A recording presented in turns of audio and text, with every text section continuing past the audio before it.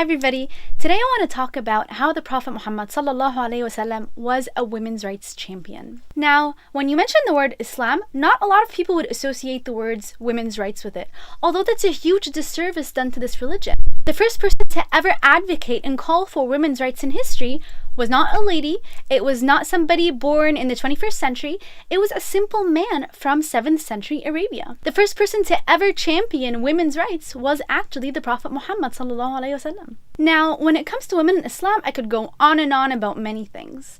About how the Prophet was so good to women, about how he gave a woman her full rights and enabled her to be independent, how he gave political voices to women when they were just before that treated as objects that could be inherited down from father to son. I could also speak about how in Islamic ruling, the financial burden is always placed on the man, allowing the woman to keep any money she is generating to herself and not to be put in household finances. And what's even more interesting is that a man is still responsible for his woman's entire needs, including clothing and anything that she might need or want.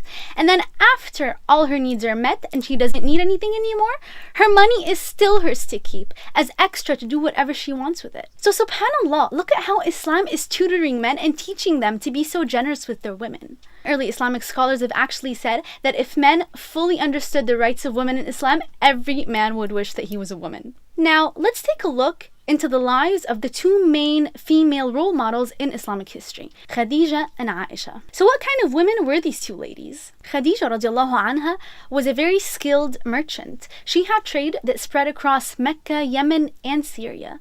She hired multiple employees to take the different trade routes for a wider scope. So in today's terms, Khadija would be deemed an international businesswoman. She had men working for her domestically and abroad. If Khadija was alive today, she would be that kind of woman that you would see on top of Forbes' most famous successful women list. Because this woman conducted trade that measured up to all of Quraysh's trade combined. She ran all of that herself. After she married the Prophet ﷺ, the business was not suddenly called Muhammad's business, it was still named Khadija's trade. It remained entirely hers. So this woman was not somebody who was behind the scenes. She was out there in the market, hiring employees and making a name for herself. That was Khadija radiallahu anha. Now let's take a look at Aisha and who she was. Aisha radiallahu anha was known for her assertive and outspoken character.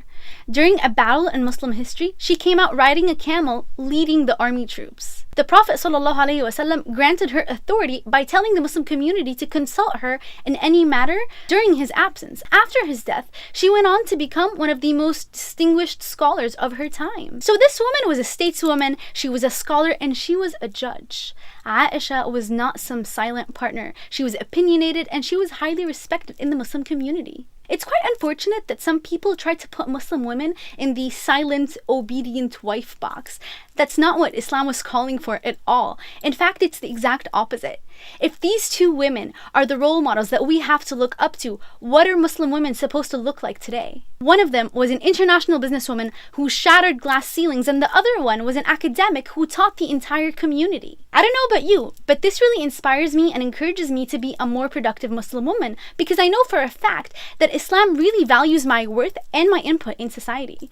I hope that this is an encouragement to you too, and I'll see you all next time.